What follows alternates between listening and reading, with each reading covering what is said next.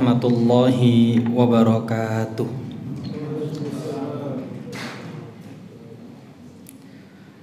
Innal hamdalillah nahmaduhu wa nasta'inuhu wa nastaghfiruh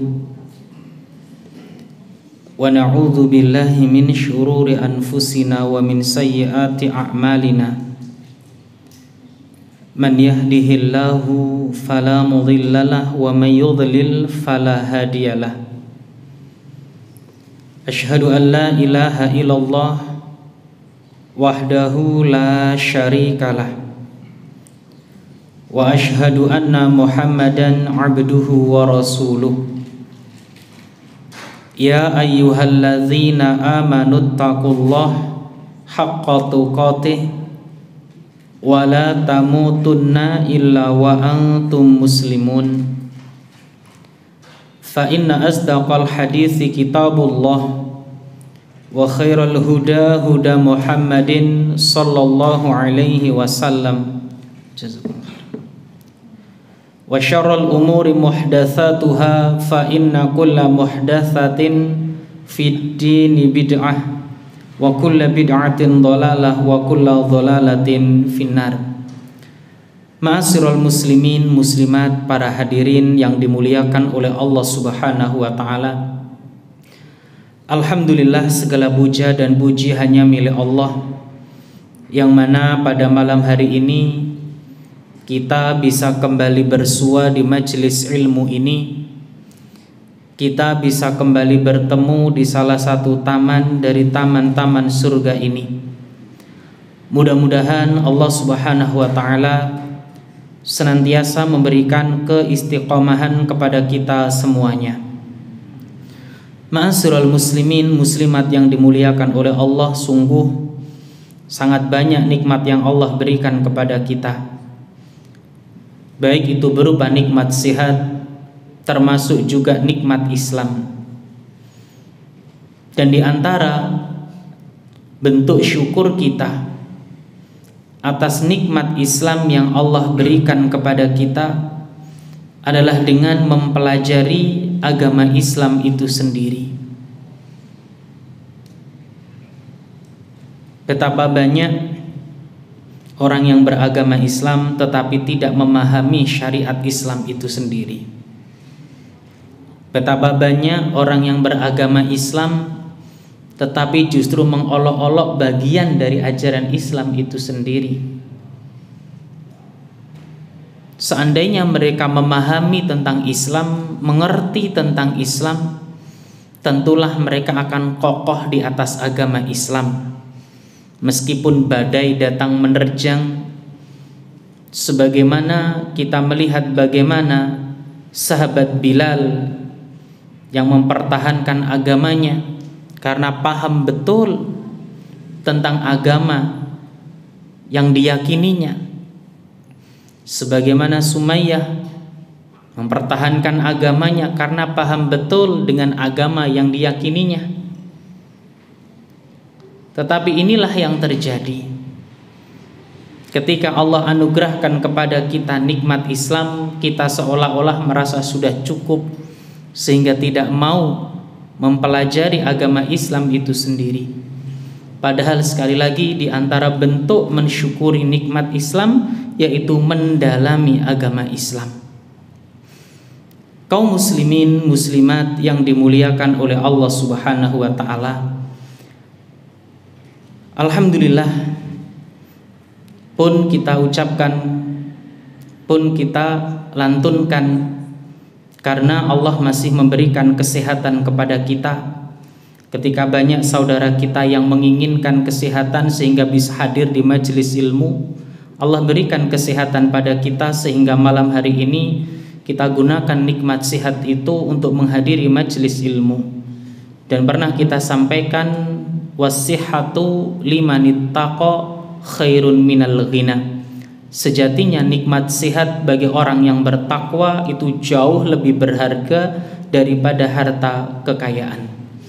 Kaum muslimin muslimat yang dimuliakan oleh Allah, tak lupa salawat serta salam kita haturkan kepada Nabi kita Nabiullah Muhammad sallallahu alaihi wasallam. teladan dan panutan bagi kita semuanya. Bapak Ibu yang dimuliakan oleh Allah, fa insyaallah di kesempatan malam hari ini kita akan melanjutkan pembahasan kita tentang adab sebelum kematian, yang mana kita masuk pada poin yang keempat di antara adab sebelum kematian, yaitu mengingatkan orang yang sakit atau yang menjelang kematiannya agar mereka berwasiat. Ma'asyiral muslimin yang dimuliakan oleh Allah Subhanahu wa taala, disebutkan oleh muallif seyogyanya orang yang menyaksikan orang yang sedang sakaratul maut atau orang yang sakitnya kritis dan yang semisalnya mengingatkannya agar berwasiat. Dan hendaklah yang diwasiatkan adalah berkaitan dengan hartanya yang bersesuaian dengan syariat Allah, mewasiatkan agar bertakwa kepada Allah, ya, dan lain sebagainya. Sebagaimana Rasulullah SAW pun berwasiat kepada umatnya, sebagaimana yang dikatakan oleh sahabat Ali radhiyallahu anhu. Beliau mengatakan di antara ucapan terakhir Rasulullah SAW adalah as-salah, kerjakanlah salat, kerjakanlah salat.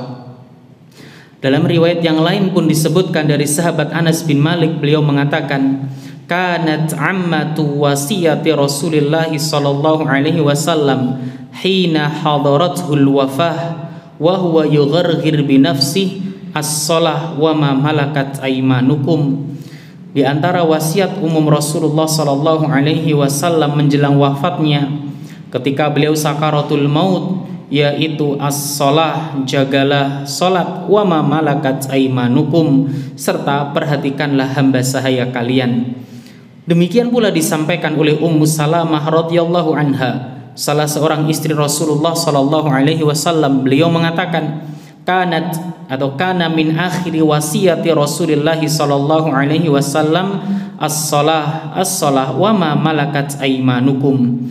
Sesungguhnya wasiat terakhir Rasulullah sallallahu alaihi wasallam menjelang wafatnya adalah jagalah salat, ya, serta perhatikanlah hamba sahaya kalian. Hatta ja'ala Nabi sallallahu alaihi wasallam yulajlijuha fi sadri, ya, dan beliau terus-menerus mengulang perkataan tersebut, ya, diulang-ulang terus. Inilah di antara hal yang seharusnya kita ingatkan kepada orang yang mungkin dalam sakaratul mautnya, ketika sakitnya, agar mereka berwasiat. Entah itu seputar hartanya, seputar takwa, atau yang lainnya. Pun ma'asyiral muslimin yang dimuliakan oleh Allah Subhanahu wa taala, banyak hadis-hadis yang lain, ya, bahwasanya Rasulullah itu berwasiat kepada para sahabat-sahabatnya. Dan perhatikanlah bahwasanya wasiat itu tidak harus mengenai harta, sebagaimana Rasulullah sampaikan tadi. Tidak harus berkaitan dengan rumah, tanah, dan lain sebagainya, ya. Tetapi yang lebih penting adalah berwasiat kepada kerabatnya agar bertakwa dan istiqomah di atas agama Allah Subhanahu wa taala. Karena wasiat takwa adalah wasiat yang paling mulia. Wasiat yang menjamin kebahagiaan di dunia dan akhirat seseorang ketika mereka berpegang teguh di dalamnya. Dan ini juga yang hendaknya orang tua wasiatkan kepada anak-anaknya, agar mereka di atas ketaatan kepada Allah, agar mereka senantiasa menjaga perintah-perintah Allah, agar mereka senantiasa menjaga batasan-batasan Allah. Ini yang jauh lebih penting, bukan hanya mengingatkan harta, ya, rumah dan lain sebagainya, karena ini yang sering kita perhatikan di sana sini. Kaum muslimin muslimat yang dimuliakan oleh Allah, tentang hukum meninggalkan wasiat, para ulama berselisih pendapat di dalamnya.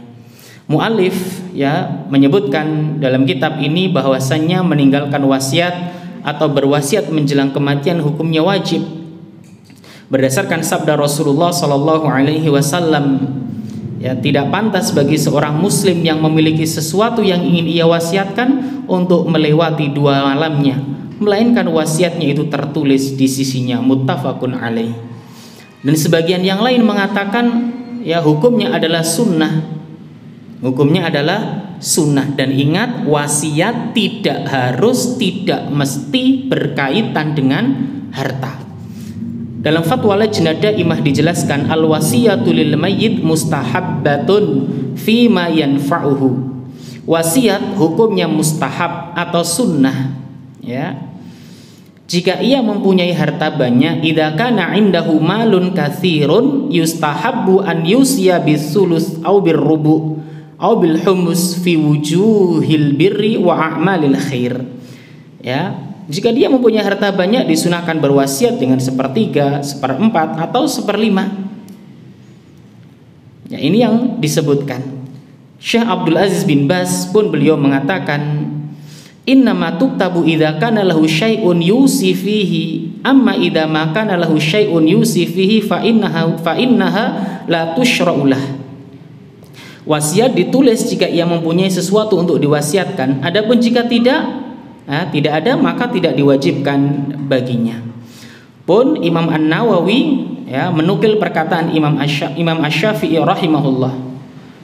Di antara yang disebutkan dalam Syarh An-Nawawi li Shahihil Muslim, wa yustahabbu, dianjurkan.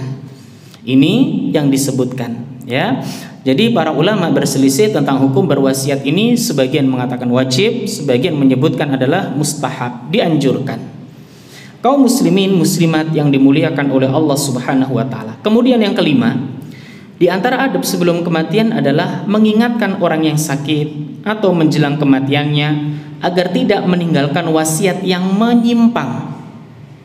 Bisa jadi orang yang berwasiat ini karena kejahilannya atau ketidaktahuannya, ya, atau mungkin sebab yang lainnya. Maka bagi orang yang di sisinya, orang yang ada di dekatnya, jika mengetahui hal-hal yang mungkin hal itu menyimpang, untuk diingatkan. Disebutkan oleh mu'alif, kadang-kadang orang yang sakit meninggalkan wasiat yang mungkin mendolimi orang lain, ya. Di antaranya wasiat yang bertentangan dengan syariat, seperti wasiat untuk melebihkan seorang ahli waris dari bagian semestinya, ya, atau wasiat yang menghalangi ahli waris dari bagiannya. Dan ini bisa jadi dan banyak terjadi, ya. Dan ini bisa jadi terjadi di kalangan kaum muslimin karena ketidaktahuan mereka. Sebab mewasiatkan harta lebih dari 1/3 hukumnya tidak boleh. Ya, disebutkan dari Amr, disebutkan di sana bahwasanya Rasulullah bersabda, innallaha qasama likulli warithin nasibah minal mirathi fala yajuzu liwarithin wasiyah. Sesungguhnya Allah membagi untuk setiap ahli waris sudah mendapatkan bagian-bagiannya, karena tidak boleh ada wasiat untuk ahli waris. Ya, nggak ada. Kemudian dalam riwayat yang lain disebutkan dari Abu Umamah Al-Bahili bahwa Rasulullah pernah bersabda, innallaha qad a'ta kulladzi haqqin haqqahu fala wasiyata liwarithin. Sesungguhnya Allah Ta'ala memberikan setiap orang mendapatkan jatahnya masing-masing, tidak ada wasiat untuk ahli waris, ya. Namun kalau yang diberi wasiat adalah selain ahli waris, ingat, yang diberi wasiat jika selain ahli waris itu boleh, namun tidak boleh dari seberapa? 1/3. Ini duit 1 juta 1/3 ini pinten? Berapa? Ini duit 1 M. Nah, makanya kata Nabi, wasulusu kasir, 1/3 iku wis oke, ya, 1/3 itu banyak. Tapi sekali lagi wasiat itu tidak boleh lebih dari 1/3 dari harta yang ditinggal. Terdapat sebuah hadis dari Sa'ad bin Abi Waqqas, ya, disebutkan dari Amir bin Sa'ad an abihi qala adani Nabi sallallahu alaihi wasallam fi hajjatil wada min waja'. Disebutkan dari Amir bin Sa'ad dari ayahnya Sa'ad, ia adalah seorang dari 10 orang yang dijamin masuk surga.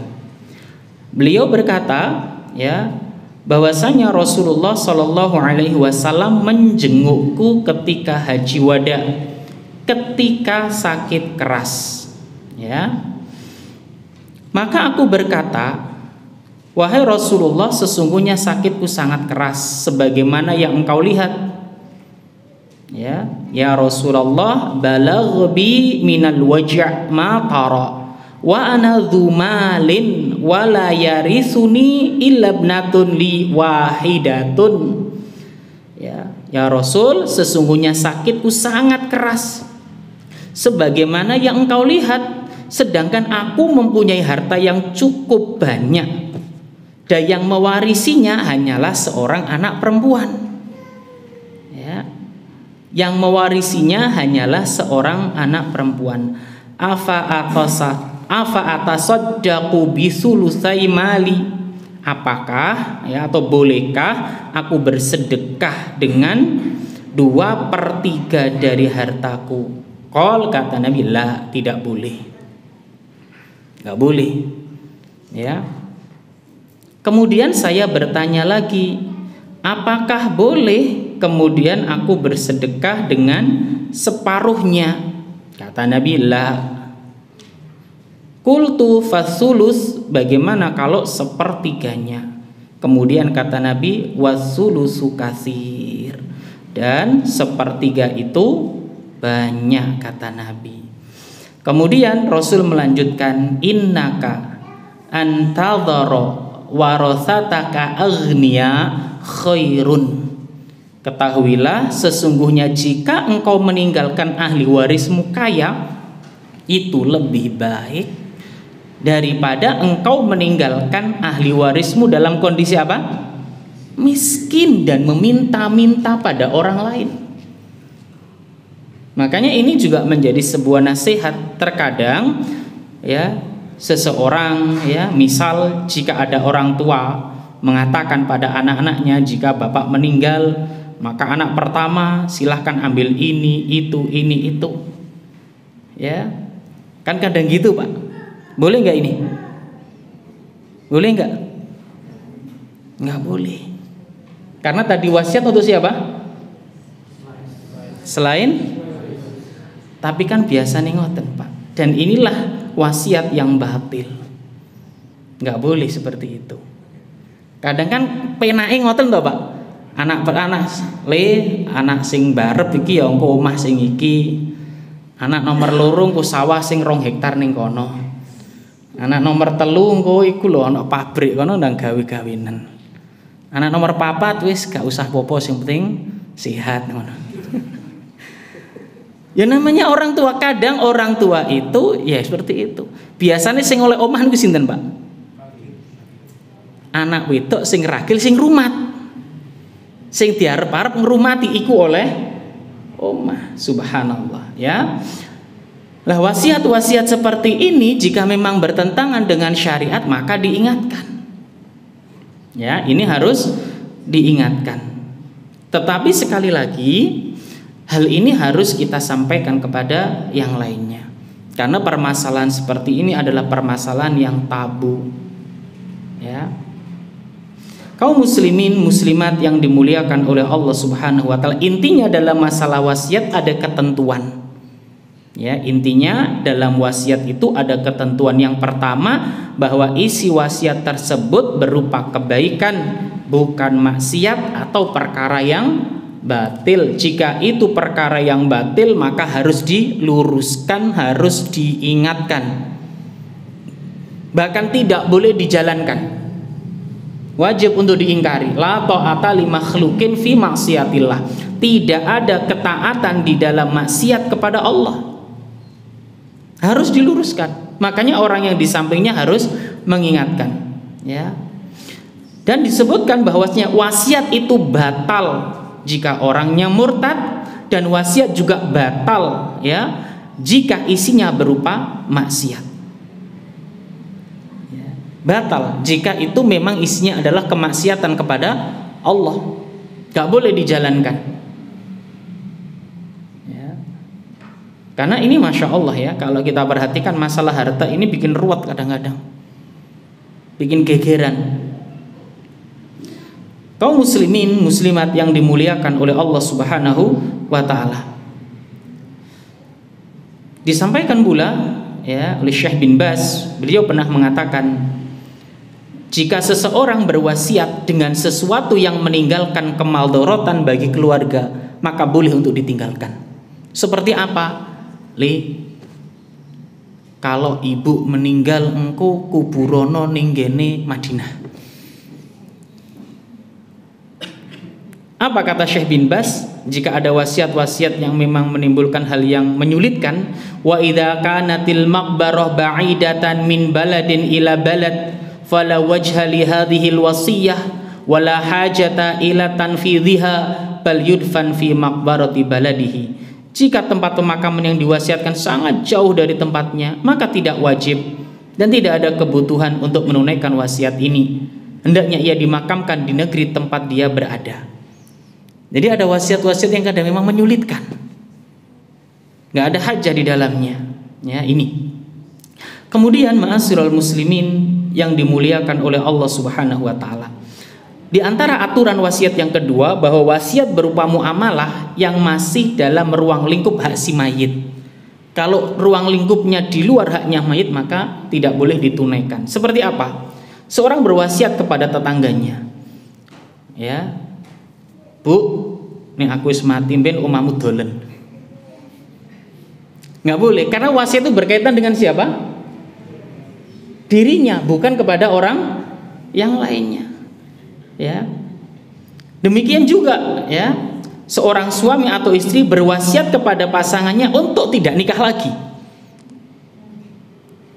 Itu berkaitan dirinya apa orang lain? Mas, nih aku wis gak enek sampean ora oleh. Berkaitan ahli waris atau selainnya? Ya, maka hal ini juga tidak wajib untuk ditunaikan. Ya, karena pernikahan suami atau istri setelah pasangannya meninggal ini di luar haknya. Dan ini juga merupakan wasiat yang bertentangan dengan Al-Qur'an dan Sunnah. Ya. Nanti bisa dilihat dalam surat Al-Baqarah ayat 240, ya. Ini diantaranya. Sekali lagi, bahwa wajib bagi siapapun yang menyaksikan orang yang sedang sakit atau sakaratul maut untuk meluruskan, ya, apabila dia dapati dari wasiat yang disampaikan oleh orang yang mau meninggal tadi tidak sesuai dengan syariat, bahkan boleh mengubahnya agar sesuai dengan syariat. Dalilnya surat Al-Baqarah ayat 182. Ini Bapak Ibu, ya. Jadi sekali lagi aturannya tadi ada dua. Yang pertama apa? Wasiat itu tidak bertentangan dengan syariat. Yang kedua, wasiat itu berkaitan dengan siapa? Paham nggih? Jelas nggih? Kaum muslimin muslimat yang dimuliakan oleh Allah. Kemudian yang keenam, di antara adab sebelum kematian yaitu mengingatkan orang yang sakit atau sakaratul maut agar berprasangka baik kepada Allah. Kaum muslimin muslimat yang dimuliakan oleh Allah, hendaknya orang yang menyaksikan saudaranya yang telah menghadapi sakaratul maut atau dalam sakitnya itu untuk mengingatkannya agar berprasangka baik kepada Allah. Terkadang orang yang sakit sudah tidak tahan dengan sakitnya, terucap ucapan-ucapan yang dia menganggap bahwasanya Allah itu tidak adil. Kadang dia menganggap apa yang Allah berikan kepadanya bentuk Allah tidak sayang padanya.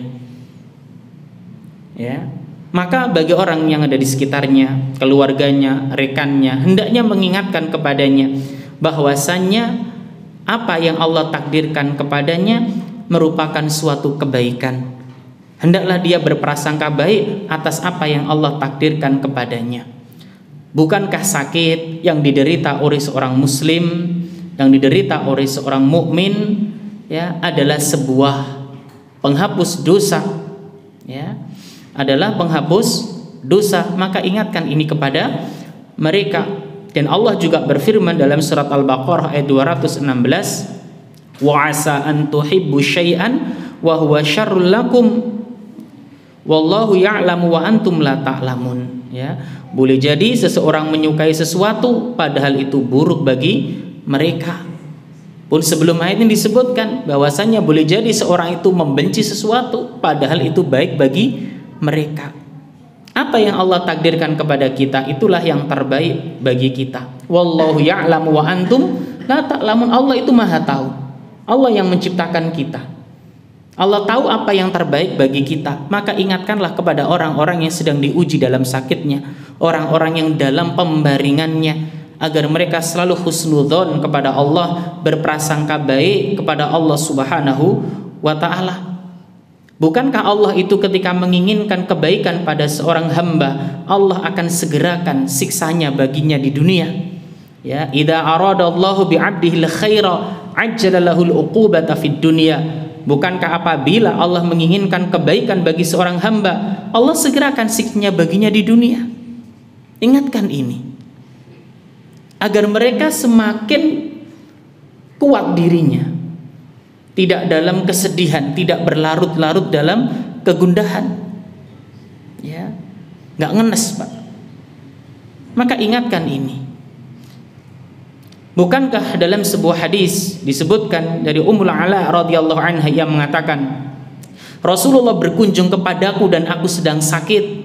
Lalu beliau bersabda, "Absyiri ya Ummul Ala, bergembiralah engkau wahai Ummul Ala, fa inna maradul muslim yudhibullahu bi khatayahu kama tudhibun nar habatsadz dzahabi wal fiddah." Bergembiralah engkau, sesungguhnya sakitnya seorang muslim dijadikan oleh Allah untuk menghilangkan kesalahannya sebagaimana api menghilangkan karat dalam emas dan perak. Ini yang Rasulullah sampaikan kepada sahabiah yang sedang diuji oleh Allah dengan apa? Sakit. Ini kadang-kadang nek awak dhewe ngomong ini nek dulure sing loro piye, Pak? Bergembiralah, Pak. Bergembiralah. Sesungguhnya sakit ini menghapus dosa. Lha iki nek ngerti ya seneng, tapi nek gak ngerti loro kok malah kabar gembira. Wis ngerti aku koyo ngene malah kabar gembira. Ya enggak harus jenengan sampaikan bergembiralah, sabar ya Pak ya, insyaallah ini penggugur dosa. Ya. Ya ini yang harus kita sampaikan. Semua ini kita lakukan dengan harapan apa, Pak? Agar orang itu punya semangat, enggak berlarut-larut dalam kesedihan, kegalauan, bahkan memperparah dirinya. Ya.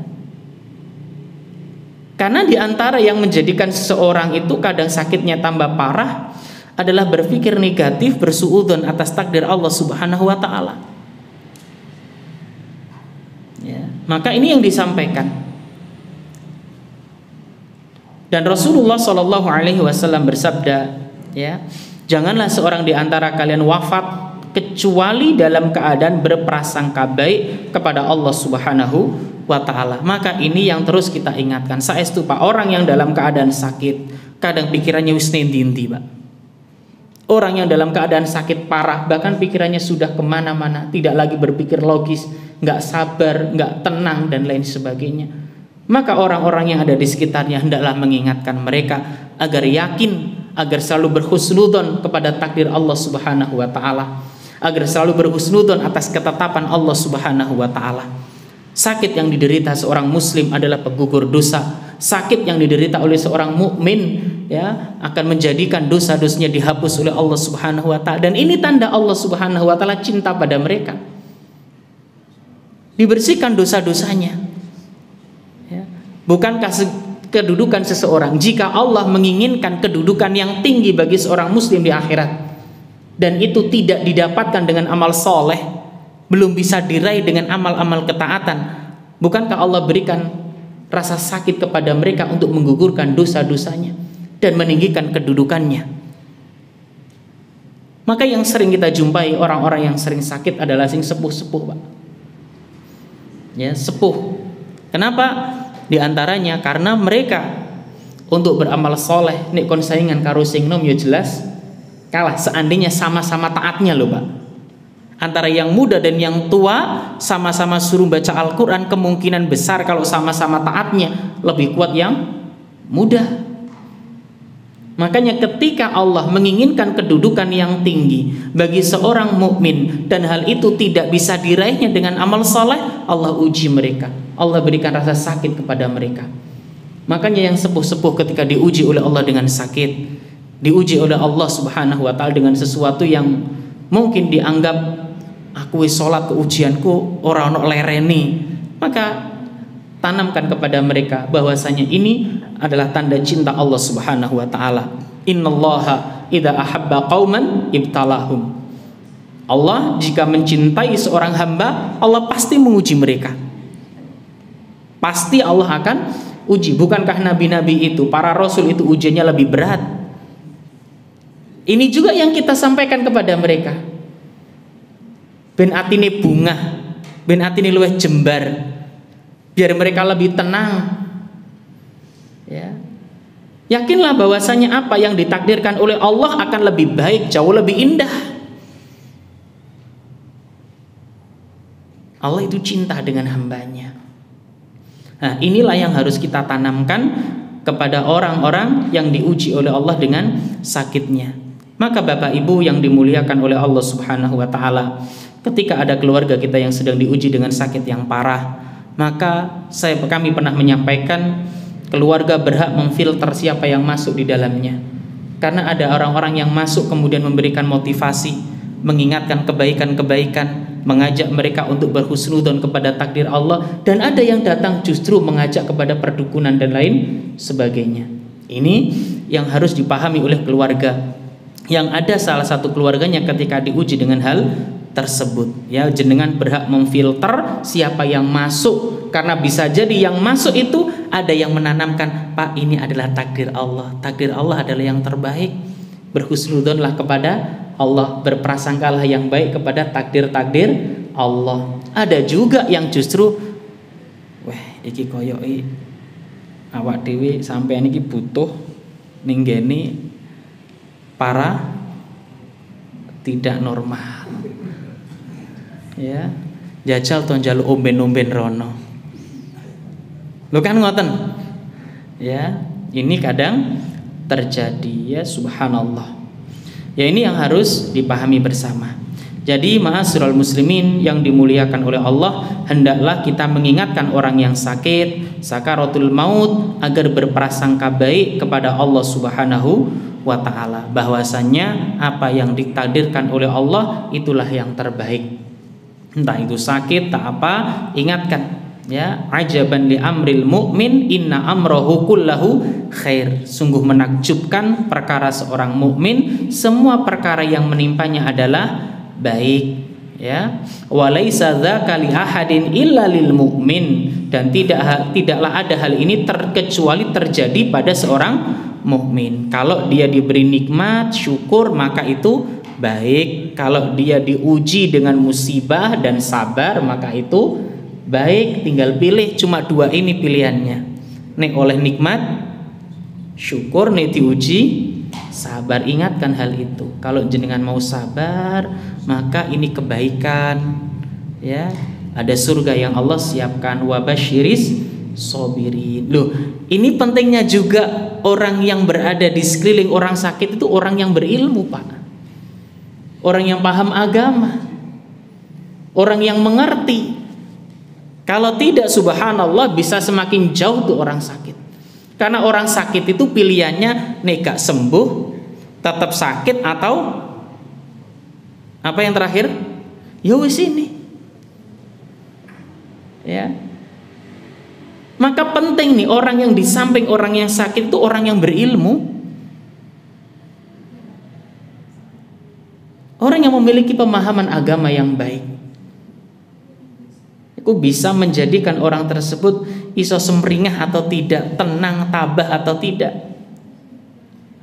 Ikhwan fillah yang dimuliakan oleh Allah Subhanahu wa taala. Kemudian yang terakhir di antara adab sebelum kematian adalah mentalkin orang yang sedang menghadapi sakaratul maut, ya, mentalkin orang yang sedang menghadapi sakaratul maut. Mentalkin mayit maksudnya adalah membimbing orang yang akan meninggal dunia untuk mengucapkan kalimat la ilaha illallah, atau agar mengucapkan kalimat syahadat. Dalam sebuah hadis disebutkan bahwa Nabi Muhammad SAW berpesan, laqinu mautakum la ilaha illallah, lakukanlah talqin untuk orang yang mau meninggal ya di tengah kalian agar mengucapkan kalimat la ilaha illallah. Apa tujuannya? Tujuannya adalah agar kalimat yang terakhir terucap, agar yang terakhir diucapkan oleh kalimat tadi adalah kalimat tauhid. Bukankah Rasulullah bersabda, man kana akhiru kalamihi la ilaha illallah dakhalal jannah, siapa yang akhir perkataannya adalah la ilaha illallah maka dia akan masuk surga. Tetapi ada hal yang harus diperhatikan terkait talqin ini. Ya, yang pertama, hendaklah yang mentalqin mayit adalah orang-orang yang dicintai oleh mayit itu atau orang-orang yang dipercaya.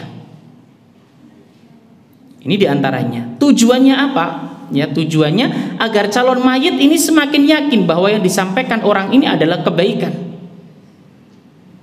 Agar semakin yakin bahwa orang yang menyampaikan ini, ya, apa yang disampaikan oleh orang ini adalah kebaikan. Maka boleh jadi yang menyampaikan, yang mentalkin adalah istrinya, suaminya, anaknya, orang tuanya, atau orang-orang yang terdekat baginya. Karena terkadang setan datang menggoda manusia di akhir hayatnya untuk menyesatkan mereka.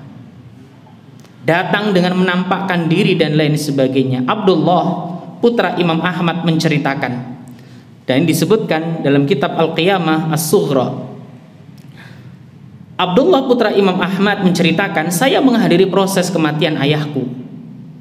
Beliau terkadang pingsan, terkadang siuman.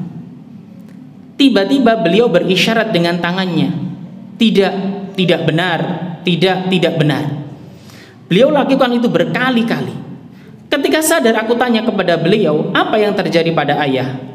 Maka jawab Imam Ahmad, ya, sesungguhnya setan berdiri di sampingku sambil menggigit jarinya. Lalu dia mengatakan, ya Ahmad, aku tidak bisa menyesatkanmu. Lalu aku jawab, tidak, ya, tidak benar. Jadi setan itu datang ketika seseorang berada di akhir hayatnya. Maka hendaknya yang mentalkin adalah orang-orang yang dekat dengan mayit ini, terlebih keluarga yang baik agamanya. Makanya tadi kita katakan, ketika ada keluarga yang sakit parah, jenengan berhak memfilter siapa yang masuk. Ya. Kemudian yang kedua, hendaknya dilakukan dengan memperhatikan intensitas dalam mengajarkan kalimat la ilaha illallah. Ini yang harus diperhatikan. Intensitasnya diperhatikan. Kenapa intensitas mengucapkan kalimat la ilaha illallah, mentalkin ini harus diperhatikan? Karena Bapak Ibu yang dimuliakan oleh Allah Subhanahu wa taala, terkadang orang kalau justru di kondisi yang parah, ya, dalam kondisi demikian, kemudian orang yang mentalkin ini tidak memperhatikan masalah intensitasnya, ayolah ilallah, harus ada jeda biar mudah dicerna, mudah dipahami, ya. Dan bahkan ketika kondisi berontak dan lain sebagainya, lah inilah pentingnya ilmu, dia memahami, ya. Kaum muslimin muslimat yang dimuliakan oleh Allah Subhanahu wa taala. Kemudian yang ketiga, hindari orang yang bisa membuat calon mayit semakin resah. Ya, hindari orang yang bisa membuat calon mayit semakin resah. Ketika ada orang dalam sakaratul mautnya, kemudian ada keluarga, mungkin kerabat yang menjadikan mayit semakin resah, maka jauhkan dia. Seperti apa? Tangisan istri, tangisan anak, jauhkan mereka. Ya, jauhkan. Karena ini akan semakin menjadikan orang tersebut resah. Ya, sehingga dia lebih memikirkan keluarganya daripada keselamatan akhiratnya. Dan bisa menghalangi dia untuk mengucapkan kalimat la ilaha illallah karena dia fokus dengan hal tersebut. Makanya jika ada hal-hal demikian, jauhkan mereka sementara. Ya, hindari orang yang bisa membuat calon mayit semakin resah. Yang keempat, ya, cara talqin adalah mengajak dia mengucapkan kalimat tauhid, dan dalam talqin ini bisa diiringi dengan janji yang baik. Seperti apa? Ya, Seperti Pak, ucapkan la ilaha illallah, insya Allah surga. La ilaha illallah bagimu surga. Ya, ini boleh ya, diiringi dengan sebuah pengharapan, sebuah kabar gembira. Sebagaimana kita pernah mendengar ketika Abu Thalib hendak meninggal dunia, Nabi Muhammad SAW menjenguknya dan di kamarnya ada Abu Jahal. Nabi menawarkan, ya, qul la ilaha illallah kalimatan uhajju laka biha indallah. Jadi nggak sekedar ucapkan la ilaha illallah, tapi Rasul mengatakan satu kalimat yang akan aku jadikan hujah di sisi Allah. Maka boleh kemudian menambah hal tersebut, ya, diperbolehkan. Kemudian yang berikutnya, jika sudah berhasil mengucapkan kalimat la ilaha illallah, maka jangan mengajak bicara. Ya, biarkan si calon mayit diam dengan harapan apa kalimat yang terakhir yang dia ucapkan adalah kalimat la ilaha illallah. Seandainya dia ngobrol lagi, ngomong lagi dan lain sebagainya, talqin kembali dengan kalimat la ilaha illallah. Karena sekali lagi hadis Rasulullah tadi yang kita sebutkan, siapa yang akhir hayatnya mengucapkan kalimat la ilaha illallah, ya. Kemudian ma'asyiral muslimin yang dimuliakan oleh Allah Subhanahu wa taala, inti dari kalimat talqin adalah, ya, mengajak orang untuk kembali kepada tauhid. Makanya boleh juga seandainya ada orang yang tidak beragama Islam, jenengan ketika dia dalam kondisi sakitnya, jenengan suruh mengucapkan, Pak, Bu, ucapkan la ilaha illallah. Boleh? Boleh nggak? Boleh. Sebagaimana ketika kita melihat atau membaca sejarah di mana Rasulullah SAW, ya, ketika ada anak remaja Yahudi yang suka melayani Nabi, pada saat dia sakit Rasulullah menjenguknya, beliau duduk di sampingnya, di samping kepala anak tersebut, dan Rasulullah tawarkan mau masuk ke dalam agama Islam. Dan apa kata Nabi ketika anak tersebut mau? Alhamdulillahilladzi anqadhahu minan nar. Segala puji bagi Allah yang telah menyelamatkan dia dari neraka. Ya, itu yang disampaikan Rasulullah Sallallahu Alaihi Wasallam. Kemudian yang terakhir, ya, semua yang ada di sekitar calon mayit tidak boleh mengucapkan kalimat kecuali kalimat yang baik.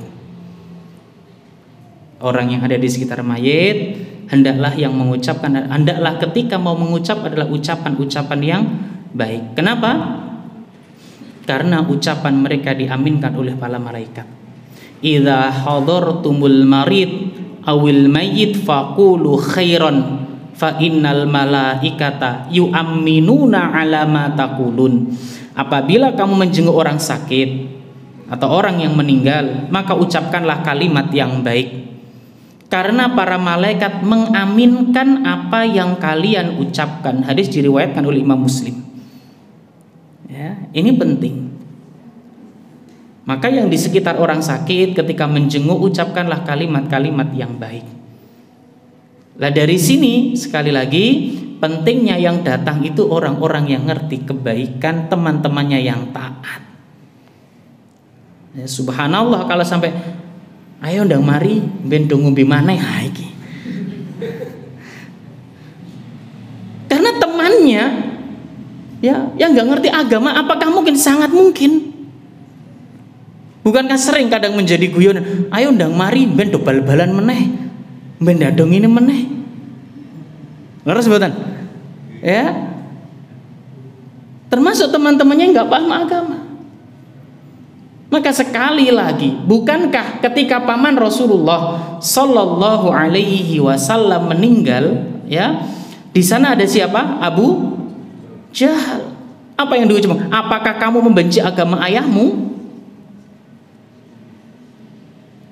Ya, maka ini sekali lagi, hendaklah sekali lagi Bapak Ibu yang dimuliakan oleh Allah, tidaklah mengucapkan ketika menjenguk orang sakit kecuali ucapan yang baik, mengajak yang baik, ya. Dan ini hendaknya dipahami oleh semuanya. Ma'asyiral muslimin yang dimuliakan oleh Allah Subhanahu wa taala, dan yang dimaksud dengan mentalkin ini adalah apa tadi? Membimbing siapa? Setelah mati apa sebelum? Nah, itu diantaranya ya.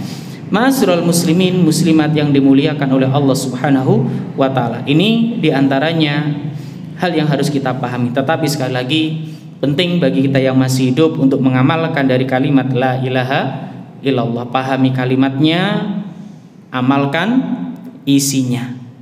Ya, karena fa insyaallah siapa yang menjalankan isinya, mengamalkan konsekuensinya, fa insyaallah Allah akan mudahkan baginya untuk mengucapkan hal tersebut. Ya, ini yang harus kita pahami bersama.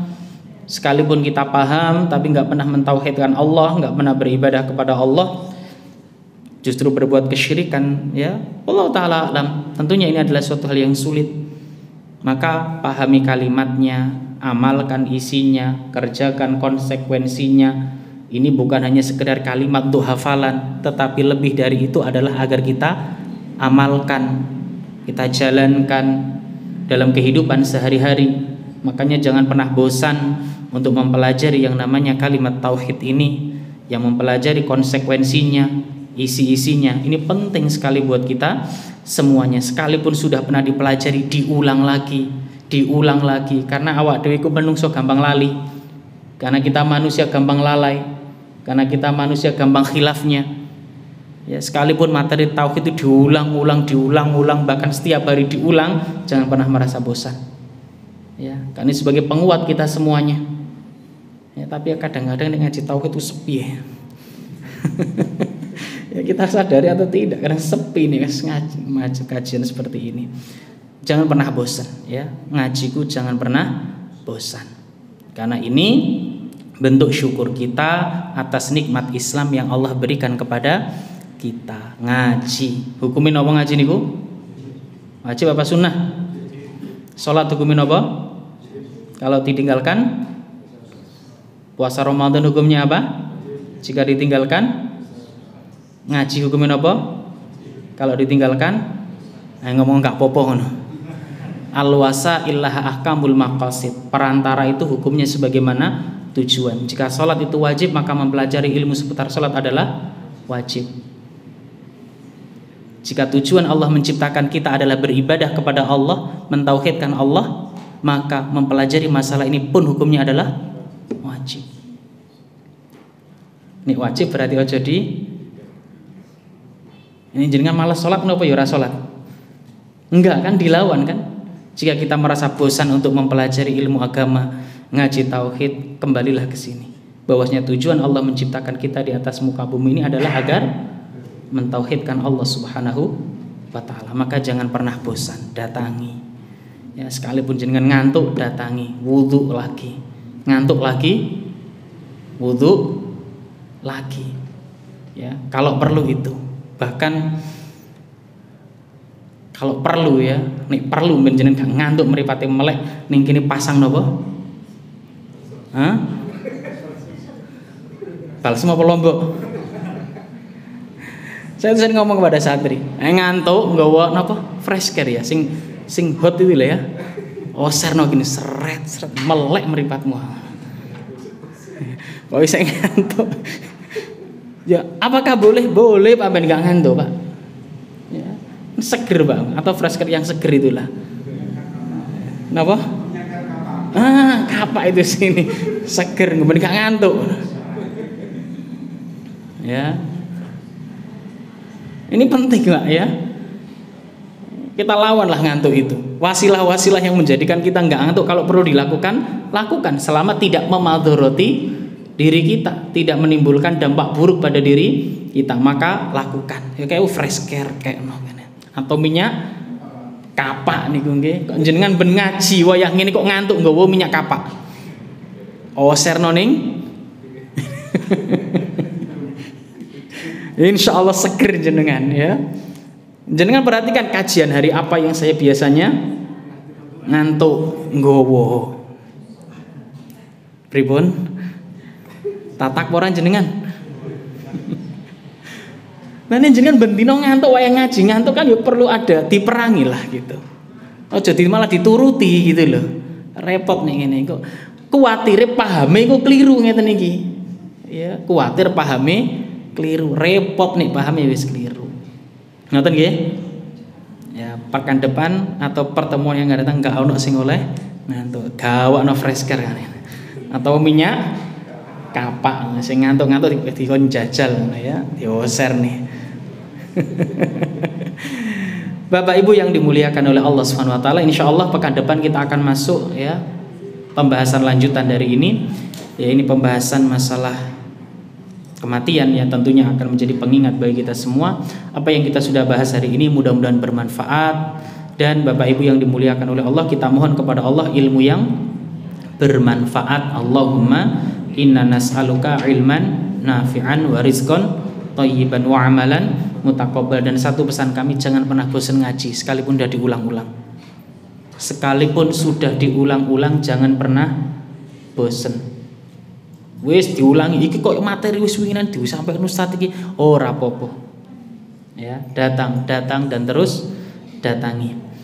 Sekian ini yang dapat kami sampaikan. Kita tutup dengan doa kafaratul majlis. Subhanakallahumma wa bihamdika asyhadu an la ilaha illa anta astaghfiruka wa atubu ilaik. Walhamdulillahirabbil alamin. Assalamualaikum warahmatullahi wabarakatuh.